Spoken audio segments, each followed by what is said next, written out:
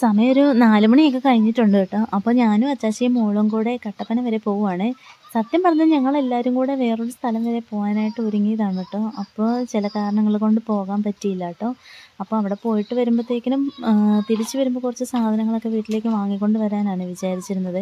അപ്പോൾ എന്തായാലും പോകുന്നില്ലല്ലോ. അപ്പോൾ ഞങ്ങൾ വാങ്ങിക്കേണ്ട സാധനങ്ങളൊക്കെ വാങ്ങാനായിട്ടാണ് ഞാനും അച്ചാച്ചിയും മോളും കൂടെ പോകുന്നത്.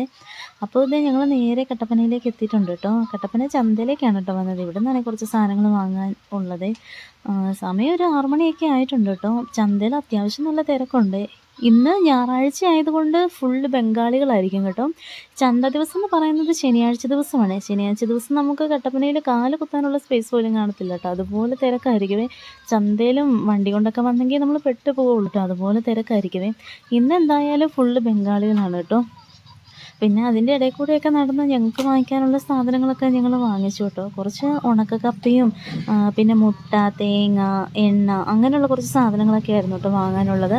അപ്പോൾ ഞാനും ചേച്ചിയും മോളും കൂടെ വന്ന് അതൊക്കെ മേടിച്ചു. പിന്നെ ചായക്കായിട്ട് കുറച്ച് പലഹാരങ്ങളും പാല്, തൈര് അതൊക്കെ വാങ്ങണമായിരുന്നു. അപ്പോൾ അതെല്ലാം മേടിച്ച് പിന്നെ ഞങ്ങളൊരു ചായയൊക്കെ കുടിച്ചിട്ട് ഞങ്ങളിത് നേരെ വീട്ടിലേക്ക് തിരിച്ചു പോന്നു കേട്ടോ. ചെറിയ തണുപ്പൊക്കെ വീണിട്ടുണ്ട്. അപ്പോൾ എന്തായാലും